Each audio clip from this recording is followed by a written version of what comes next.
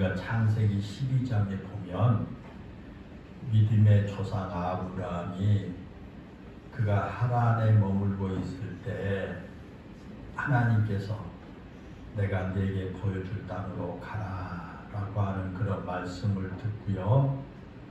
자기 고향과 친척과 아버지 집을 떠나서 가나안 땅으로 이주해 간 것을 보게 됩니다. 그때 그 아브라함이 자신의 조카 그 롯을 데리고 왔지요. 가나안 땅으로 오면서 그 조카 롯과 함께 그렇게 왔습니다. 그런데 얼마 지나지 않아서 아브라함이 자신이 데리고 온 그 조카 롯과 헤어져야만 했습니다. 그 이유는 아브라함과 조카 롯이 많은 가축을 소유하게 되어서 함께 머물면서 목축을 할 만한 곳을 찾을 수가 없었기 때문입니다. 하루는 아브라함과 그 조카 롯이 가나안 땅에서 큰 흉년을 겪고 난 후에 애굽으로 내려갔다가 다시 가나안 땅으로 돌아와서 베델과 아이 사이에 머물면서 목축을 하고 있었는데 아브라함의 가축을 치는 목자들하고 그 다음에 롯의 가축을 치는 목자들 사이에 갈등과 다툼이 생겨나게 된 겁니다. 왜 그러냐면 넓지 않는 그 지역에서 서로 좋은 목초지를 선점하기 위해서 다툼이 일어난 거예요. 아브라함의 그 가축을 치는 목자들은 자기들이 치는 그 가축들이 좋은 목초지에서 풀을 뜯어먹게 하고 싶어하고 또 롯의 그 조카 롯의 가축을 치는 목자들은 자기들이 치고 있는 그 양들이 좋은 목초지에서 풀을 뜯어먹게 하려고 서로 신경을 쓰다가 다툼이 일어나게 된 겁니다. 그 모습을 보고 있던 아브라함이 이제 자기 조카 롯과 헤어지기로 결심을 합니다. 안 되겠다. 이렇게 하나님의 축복받아서 가축이 롯도 그 아브라함도 가축이 많아지다 보니까 이게 갈등이 생겨서 안 되겠다. 이제 이 시점에 헤어져야 되겠다. 그렇게 아브라함이 결심을 한 거예요. 그리고 그 조카 롯에게 먼저 네가 가고 싶은 곳으로 선택하라고 하면서 아브라함이 자기 조카 롯에게 먼저 선택권을 준 거예요. 만약에 내가 오른쪽으로 가면 나는 왼쪽으로 갈 것이고 내가 왼쪽을 택하면 나는 오른쪽을 택해서 갈 것이다 라고 하면서 자기 조카 롯에게 모든 선택권을 준 거예요. 그러자 자기 삼촌으로부터 그 선택권을 부여받은 조카 롯이 요단 지역을 선택해요. 그곳은요 물이 넉넉해서 살기가 너무 좋은 거예요.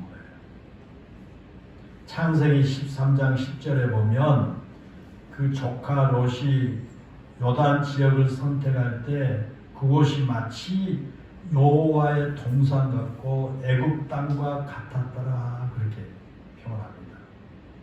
그만큼 그 롯이 선택한 곳이 살기가 좋은 곳이었다. 아주 기름지고 살기가 너무너무 좋은 곳이에요. 그렇게 해서 아브라함과 조카 롯이 헤어지게 된 겁니다. 그런데 여호와의 동산 같고 애굽 땅과 같이 보여서 그 요단 지역을 선택했던 조카 롯이 큰 시련을 겪어야 했어요. 얼마 지나지 않아가지고 신할 왕 아므라엘을 비롯한 그 북쪽에 있는 연합군이 소돔성이 있는 그 요단 남쪽 지역을 침략해 들어온 거예요. 그리고 그 전쟁으로 인해서 롯이 가지고 있던 재산을 다 빼앗기고요. 자신과 가족들 모두가 그 전쟁의 포로로 잡혀가고 말았습니다. 그러자 그 소식을 들은 아브라함이 그 뒤를 쫓아가가지고 자기 조카 롯과 그 재산을 되찾아올 수 있어서 다시 소돔성에 머물게 되지요.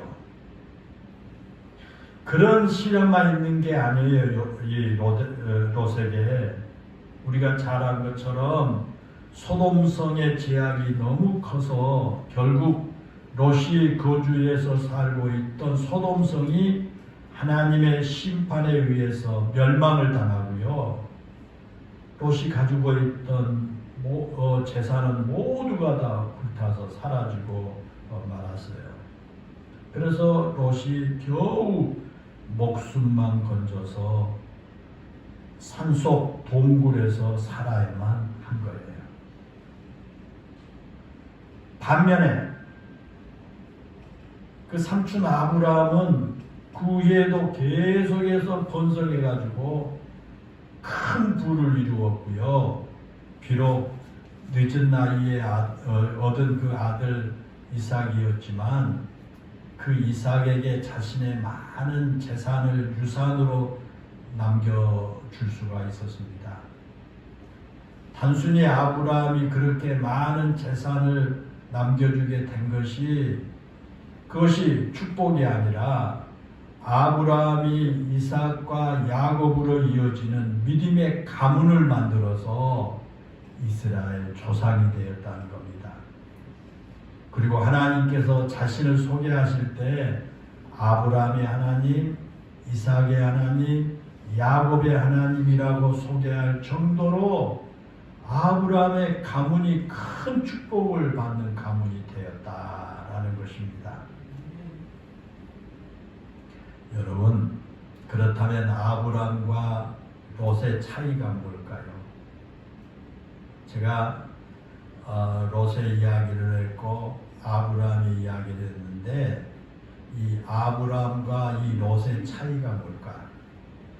왜 좋은 땅을 선택했던 롯은 부자가 될 좋은 환경이었음에도 불구하고 마지막에는 모든 것 다 잃어버리고 초라한 노인이 되었는가 하면 그 아브람, 삼촌 아브람은 롯이 거들떠 보지도 않는 그런 아주 척박한 땅에 살면서도 부자가 되고 축복의 가문이 되었을까라는 겁니다. 어떤 차이일까? 왜 그랬을까? 그 이유가 뭘까요? 유감스럽게도 성경에는 명확하게 그에 대한 해답을 말씀하고 있지 않습니다. 그러나 우리가 아브람과 롯의 행적을 이렇게 쭉 추적해 보면 그 해답을 충분히 찾을 수가 있습니다. 롯의 이야기를 기록한 말씀을 아무리 우리가 읽어보아도 롯이 하나님의 말씀을 들으려고 했다거나 롯이 하나님의 말씀에 순종했다고 하는 이야기는 찾아볼 수가 없어요. 여러분 시간 남아 한번 읽어보세요. 롯에 대한 그 이야기가 성경에 기록됐는데 롯이 하나님의 말씀을 들으려고 했다든가 하나님 말씀에 순종했다는 내용은 없어요. 심지어 소돔성이 멸망을 당할 때조차도 롯이 소돔성과 함께 내가 멸망할 줄 모르니 빨리 있어서 새 성을 떠나야 한다라고 재촉하는 그 천사의 말을 신중하게 받아들이지 않았고요. 머뭇거리면서 지체했지 않습니까? 그렇게 아주 중요한 순간에까지 롯이 하나님의 말씀을 신중하게 듣지 않았어요. 하나님의 말씀을 그렇게 아주 심각하게 듣지 않은 거예요. 반면에 여러분, 그 삼촌 아브라함은 어땠습니까? 물론 아브라함의 삶에도 실수가 있었어요. 그렇죠? 때로는 하나님을 전적으로 신뢰하지 못한 순간도 아브라함에게 있었습니다. 그러나 아브라함은요, 하나님께서 말씀하실 때 그 말씀을 듣고요, 즉각 그 말씀에 따라서 살아갔다는 거예요. 그게 달라요. 창세기 12장 1절에 보면요, 하나님께서 아브라함에게 말씀합니다. 너의 고향과 친척과 아버지의 집을 떠나 내가 네게 보여줄 땅으로 가라고 하나님이 말씀하실 때 오랫동안 머물면서 살았던 그런 고향을 떠난다는 것이 결코 쉬운 일이 아니었지만 아브라함이 즉시 그 하나님 말씀에 순종해서 가나안 땅을 향해서 자기 고향을 떠났어요. 자기 집을 떠났습니다. 또 100세에 낳은 아들 이삭을 모리아 산에서 번제로 드리라고 말씀하셨지 않습니까? 그때도 아브라함은요, 전혀 지체하지 않았어요. 하나님이 말씀하니까 말씀을 듣고 지체하지 않습니다. 이처럼 아브라함은 철저하게 하나님 말씀대로 순종했던 사람이에요. 그와 같이 가나안 땅에서 함께 살던 아브라함과 롯이었지만 그 두 사람에게 주어진 복은 너무도 달랐습니다. 아니, 롯이 훨씬 더 좋은 조건과 환경에 있었지만 오히려 롯은 모든 것을 다 잃어버리고 말았고 아브라함은 척박한 상황에서도 큰 부자가 되고 믿음의 가문을 이루는 복을 누리게 되었다라는 것입니다. 사랑하는 여러분, 그렇습니다. 우리가 하나님의 말씀을 어떻게 듣느냐, 그리고 우리에게 들려진 그 하나님의 말씀에 내가 어떤 반응을 보이느냐라는 것은요, 굉장히 중요합니다. 하나님께서 우리에게 말씀하신다는 것은요, 우리가 그 말씀을 듣고 그 말씀에 순종하며 살기를 원하시기 때문에 우리에게 말씀하신 거거든요. 여러분도 여러분 자녀들에게 말할 때 여러분 자녀들이 여러분이 말한 말을 듣고 그대로 하기를 원해서 말씀하지 않습니까? 하나님도 똑같습니다. 하나님께서 하신 말씀에 귀를 기울여 잘 듣고 들은 그 말씀을 따라 살라는 겁니다. 그리고 말씀을 따라 사는 사람이 복을 받습니다. 그래서 시편 1편에 보면요, 복 있는 사람이 누군가를 말씀하시면서 그러잖아요. 복 있는 사람은 오직 여호와의 율법을 즐거워하여 그의 율법을 주야로 묵상하는 자다, 그렇게 말씀을 하시죠. 거기에서 묵상한다라고 하는 말은요, 단순히 그 말씀을 마음에 새기는 것으로 끝나지 않습니다. 말씀을 들었다면 그 들은 말씀의 의미가 무엇인가를 마음속에 되새기면서 묵상하고 그 묵상한 말씀이 나의 삶을 그 말씀에 이끌려 살아가게 만드는 겁니다.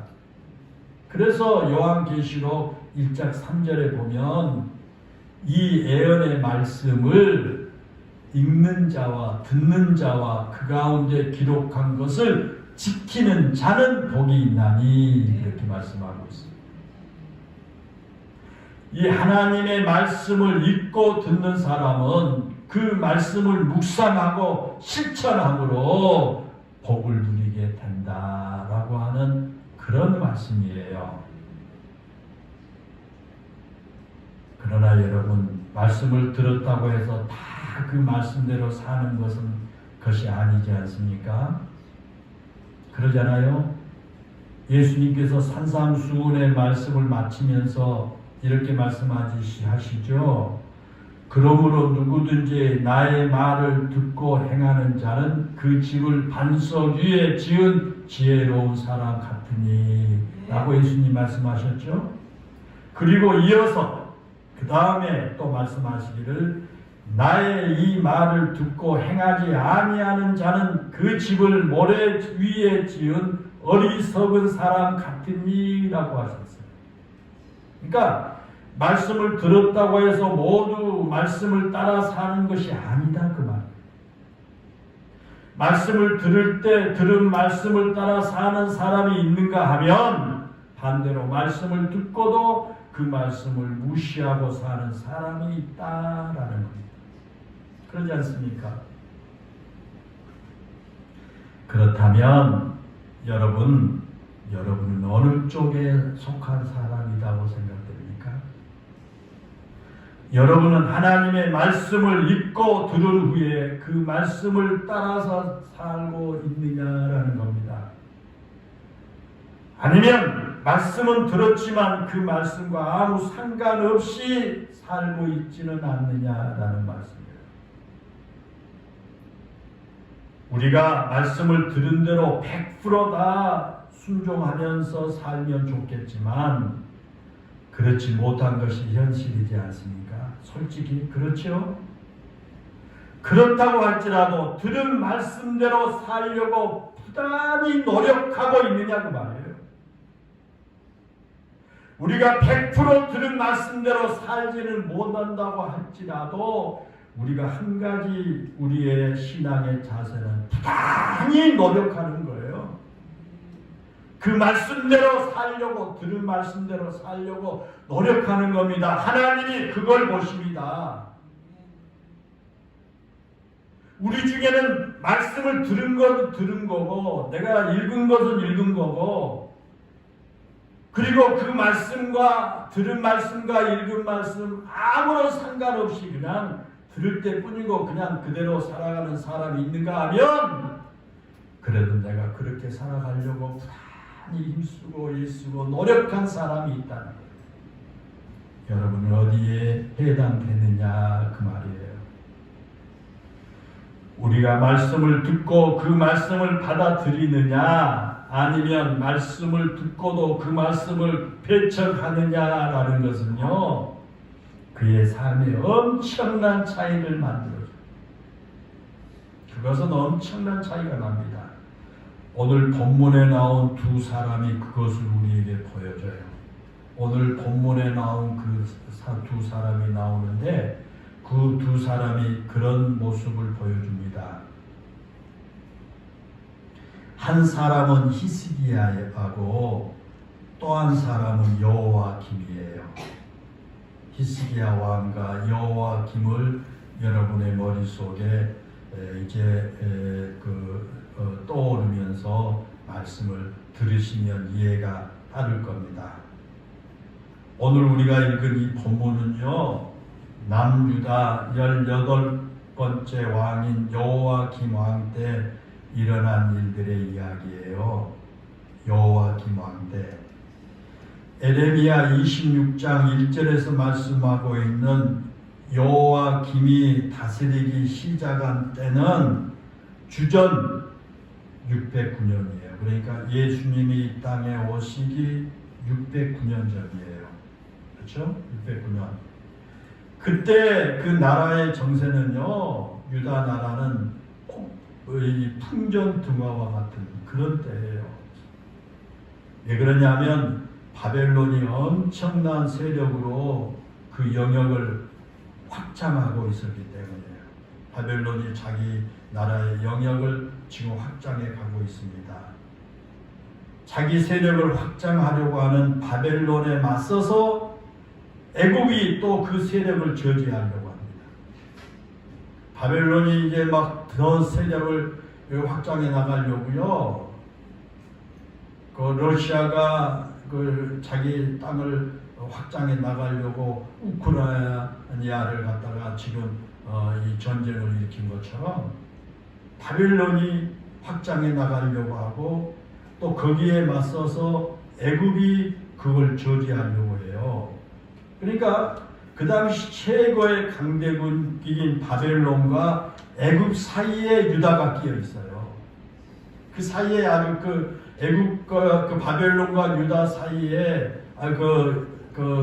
애굽 사이에 유다가 끼어 있어서 어떻게 처신해야 할지 아주 곤란한 상황이에요. 유다는 힘이 없는 나라인데 그 강대국 사이에 끼어가지고 아주 곤란한 그런 상황이었습니다. 특별히 그 여호와김의 아버지 요시야가 세력을 확장하는 바벨론에 대항하기 위해서 군사를 이끌고 갈그미스로 가는 애굽의 바로 느고와 맞서다가 죽음을 맞았어요. 요시야가 죽자 요시야 그 뒤를 이어서 여호아하스가 왕이 되었는데요. 여호아하스가 왕이 된 지 3개월 만에 애굽 왕 바로 느고에 의해서 폐위를 당하고 애굽으로 끌려갔어요. 그리고 애굽 왕이 여호아하스 대신에 여호와김을 왕으로 세웠어요. 그러니까 애굽 왕이 유다의 여호와김을 왕으로 삼은 거예요. 이 여호와김은 요아스의 아들이고 여호아스의 형이에요. 여호아스의 형이 여호와김입니다. 그런데 그 애굽의 왕이 그 여호아스를 폐위시키고 애굽으로 끌고 가고 대신에 그 형 여호와김을 왕으로 세운 거예요. 때문에 애굽의 왕에 의해서 왕으로 세워진 여호와김의 입장에서는요, 애굽에 맞설 수가 없잖아요. 애굽에 맞서다가는 자기 아버지처럼 죽을 수도 있고 자기보다 먼저 왕이 되었던 동생 여호아하스처럼 애굽으로 끌려가는 비참한 그런 상황이 될 수가 있습니다. 그래서 애굽에게 굽신거리고요, 애굽에게 잘 보이려고 노력한 겁니다. 그렇게 자신이 살기 위해서 애굽에 굽신거리면서 애굽을 등에 업고 바벨론의 위험에서 벗어나려고 하는 여호와김을 향해서 하나님께서 말씀하세요. 그 여호와김이 뭐라고 말씀하냐면 애굽을 의지하지 말라는 거예요. 너 애굽 의지하지 말라. 세상에 그 애굽에게 자기의 생명이 달려있는데 하나님이 애굽 의지하지 말라는 거예요. 오늘 본문 바로 앞까지의 말씀이 그런 내용이에요. 오늘 우리가 읽은 바로 앞에 말씀을 읽어보면 그런 내용이 나와요. 에레미야 선지자가 너희가 하나님께로 돌아와 하나님을 의지하고 율법을 행하지 않으면 너희가 그렇게도 소중하게 여기던 성전을 실로와 같이 되게 하고 예루살렘 성을 세계 모든 민족의 저주거리가 되게 하겠다라고 하는 그런 말씀을 에레미야 선지자를 통해서 선포하게 해요. 거기에 나오는 실로와 같이 하시겠다라고 하는 말은요, 성전을 파괴하고 아주 폐허가 되게 하시겠다 그런 뜻이고요.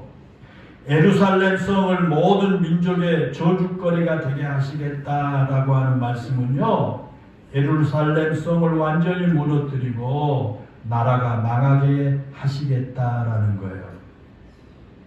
그렇게 성전이 파괴되고 성읍이 폐허가 되어 나라가 망하게 될 것이다 라고 선포하자 그 말을 듣고 있던 제사장과 자칭 선지자라고 하는 사람들을 중심으로 해서 에레미야 선지자를 잡아 죽이려고 해요.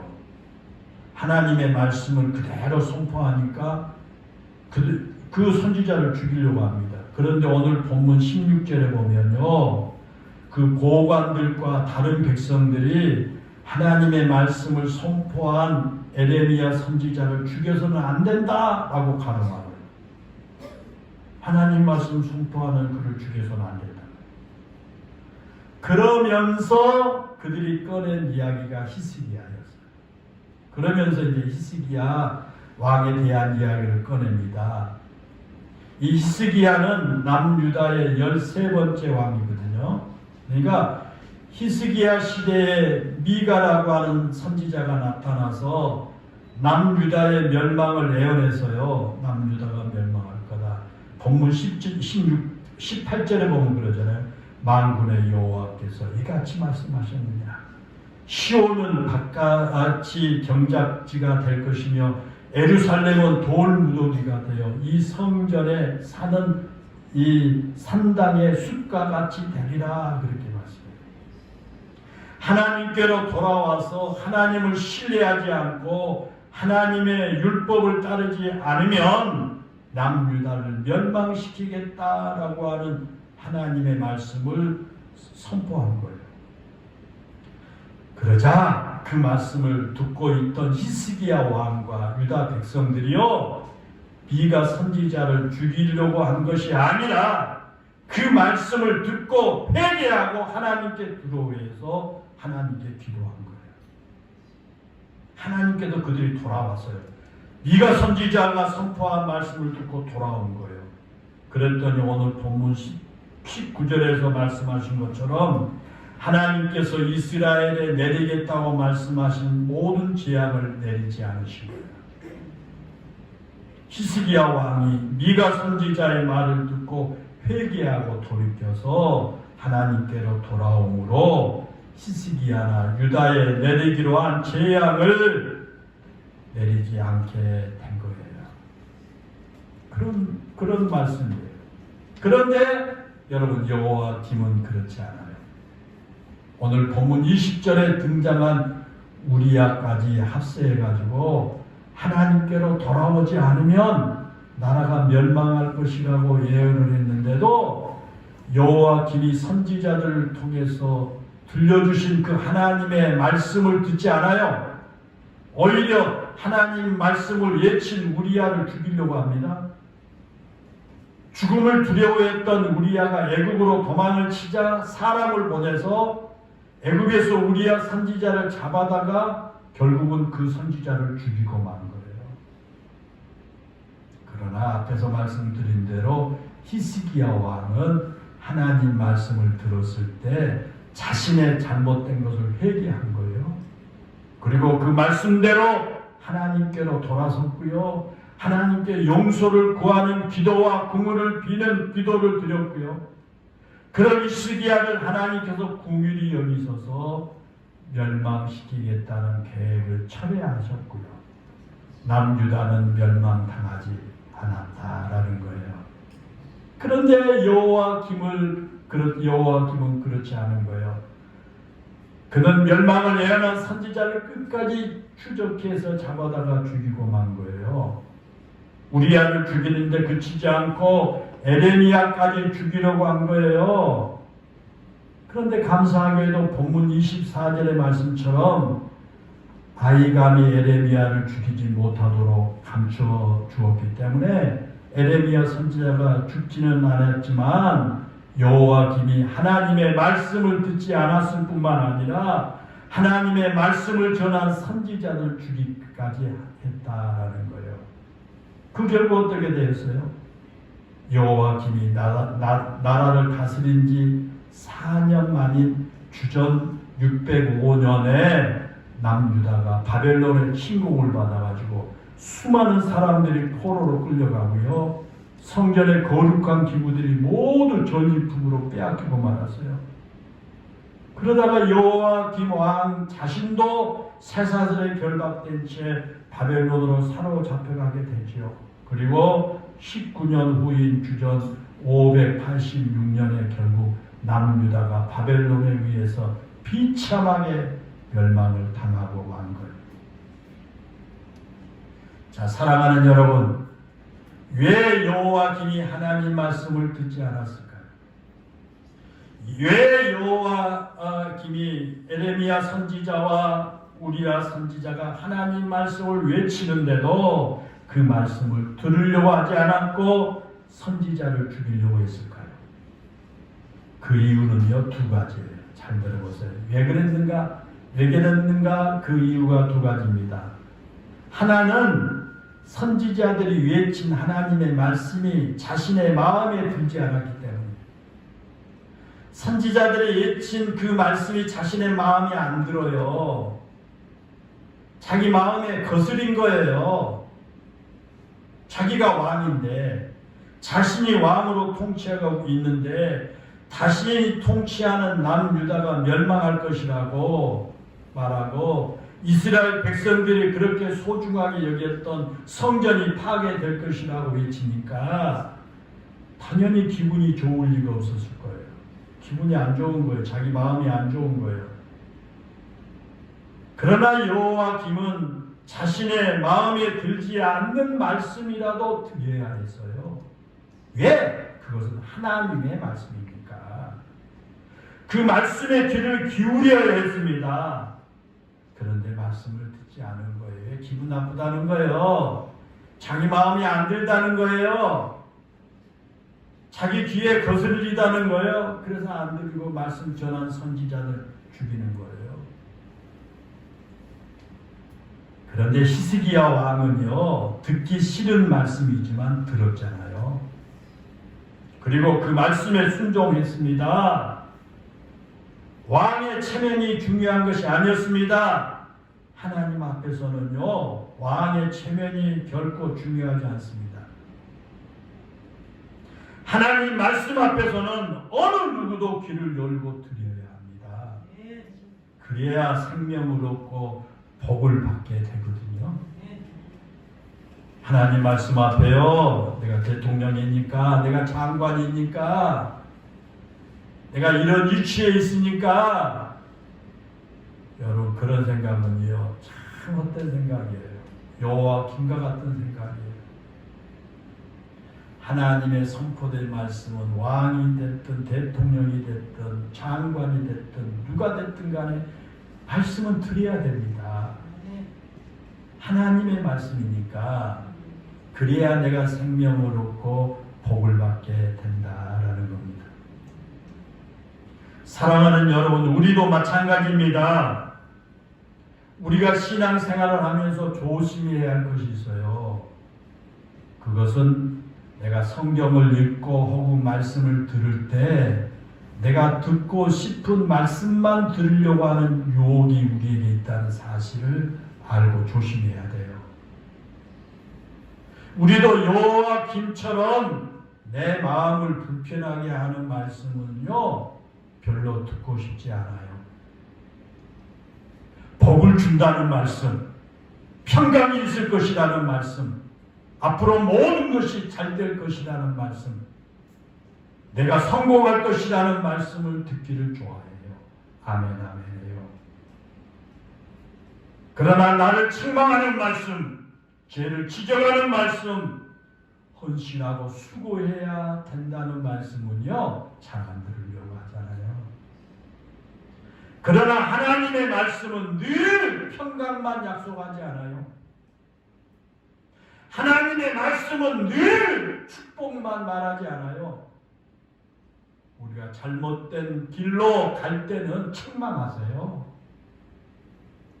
특별히 우리가 위기에 놓였을 때와 우리가 무언가 잘못 판단을 할 때는요, 하나님께서 우리에게 바른 길을 가도록 간섭하시고 채찍질하는 말씀을 주실 수 있어요. 그것을 하나님의 말씀으로 받아들이는 것이 바른 신앙입니다. 그게 신앙이에요. 여호와김이 하나님의 말씀을 듣지 않는 두 번째 이유는요, 하나님의 말씀이 자신이 볼 때 세상을 살아가는데 아무런 도움이 되지 않을 것처럼 생각되었기 때문에, 여호와김이 하나님 말씀을 듣지 않았던 첫 번째 이유는 그 말씀이 자기 마음에 들지 않았기 때문이라겠죠. 자기 비위를 거슬려요. 그러니까 안 들어버리는 거예요. 선지자를 죽이고요. 또 하나는 뭐예요? 지금 선포된 하나님의 그 말씀이 자기가 세상을 살아가는데 크게 도움되지 않는다고 생각하는 거예요. 얘 뭐 나한테 살아가는데 그 도움이 안 돼요. 보세요. 지금 나라가 혼란 가운데 있지 않습니까? 국제 정세는 한치 앞도 내다볼 수 없을 정도로 지금 복잡하게 돌아갑니다. 그런데 하나님께서 그런 상황을 이기는 방법으로 하나님께 돌아와 하나님의 율법을 지키라고 말씀하세요. 이것은요 매우 비현실적인 대책처럼 보이지 않습니까? 만약에 나라를 지키기 위해서 10만 군사를 양성하라고 한다든가 애굽에서 1만 마리의 말을 수입해서 군사력을 키워야 한다고 말씀을 하셨다면 여호와김이 솔깃했을 줄도 몰라요. 그런데 복잡하게 돌아가는 그런 상황에서 하나님의 말씀은 현실과 전혀 맞지 않는 거예요. 하나님 말씀. 그런 위급한 상황에서 하나님을 신뢰하고 하나님을 의지한다고 바벨론의 세력에서 나라가 안정을 찾을 수 있을 것 같지 않은 거예요. 그건 쓸데없는 소리 같아요. 지금 율법을 잘 지킨다는 것이 강대국의 틈바구니에서 살아남을 수 있는 방법같이 보이지 않아요. 그런 것은 좋은 방법이 아닌 것처럼 보입니다. 보다 현실적인 대책, 보다 현실적인 말씀을 주셨으면 좋을 터인데 하나님께서는 하나님께로 돌아오라는 것만이 살 길이라고 그렇게 말씀한 거예요. 율법을 지키는 것만이 살아남을 방법이라고 말씀하시잖아요. 전혀 현실적이지 않는 말씀만 주신 것처럼 보이는 거예요. 그래서 여호와김이 하나님 말씀을 무시해버리고 안 들은 거예요. 사랑하는 여러분, 혹시 여러분도 그렇지 않습니까? 하나님의 말씀을 여러분이 읽고 들은 후에 이 말씀은 오늘 내 현실에 맞지 않아 라고 생각해 보신 적이 없습니까? 지금 목사님이 하고 있는 말씀은 나하고 아무 현실에 맞지 않는 말이야. 여러분 그렇게 생각하신 적이 없습니까? 하나님의 말씀이 오늘 살아가는 우리의 상황을 전혀 고려하지 않는 고리타분한 말씀처럼 여긴 적이 없습니까? 그냥 하나님의 말씀은 하나님의 말씀일 뿐 내 삶과 아무런 상관이 없다고 생각하신 적이 없습니까? 우리도 너무 자주 그런 생각 때문에 하나님 말씀을 듣기는 들어도 말씀을 읽기는 읽어도 그 말씀을 내 삶에 적용하려고 하지 않습니다. 그 말씀을 내가 묵상하지 않습니다. 고리타분하게 느껴지고 아무런 생각이 없고 그냥 딴 것만 생각하게 됩니다. 그러나 히스기야의 이야기에서 보여준 것처럼 하나님께로 돌아오고 하나님께서 하신 말씀을 지키면 반드시 하나님께서 지켜주실 것입니다. 반드시 하나님께서 이 나라의 운명을 책임져 주실 것입니다. 내가 생각하기에 그 말씀이 내 마음에 들지 않고요. 그 말씀이 지금 선포될 말씀, 내가 읽은 말씀이 내 생각과는 아무 상관이 없는 말씀 같지만 그러나 히스기야 왕처럼 그 말씀을 듣고 순종하고 따를 때 하나님께서 지켜주시고 하나님께서 책임져 주신다라는 것입니다. 오늘 본문이 그런 말씀입니다. 사랑하는 성도 여러분, 여러분은 지금 어느 쪽에 속한 사람입니까? 하나님의 말씀이 선포될 때 그 말씀을 듣고 그 말씀을 따르는 히스기야입니까? 아니면 여러분 마음에 들지 않고 여러분 상황을 고려하지 않는 그런 말씀이라고 생각되어서 듣기를 거부하는 여호와김이 아닙니까? 삶이 척박한 상황에 놓여 있을지라도 하나님 말씀에 순종한 아브라함의 길을 가는 사람입니까? 아니면 세상의 화려하고 풍요로움만 쫓아가려고 하나님 말씀에 전혀 관심과 귀를 기울이지 않고 살았던 것입니까? 과연 여러분은 어느 쪽의 사람입니까? 앞으로 여러분 어느 쪽의 길을 가시렵니까? 이 한 시간 여러분 우리 스스로 한번 질문해 볼 수 있기를 바랍니다. 기도하겠습니다. 은혜롭고 감사하신 하나님, 아직도 무더위가 기승을 부리는 이러한 한여름에 여기 할 일도 많고 가고자 하는 것도 많지만 하나님의 이 성전을 찾는 우리 성도들을 하나님 기억해 주옵소서. 우리 모든 성도들에게 하나님의 말씀을 하나님의 말씀으로 듣고 말씀을 따르는 히스기야 왕과 같은 그런 사람들이 다 되게 해 주옵소서. 행여나 여호와 김과 같이 내 마음에 들지 아니하고 내 상황에 맞지 않는 말씀이라고 생각되어 말씀을 듣기를 거부하는 이런 사람들이 되지 않게 해 주옵소서.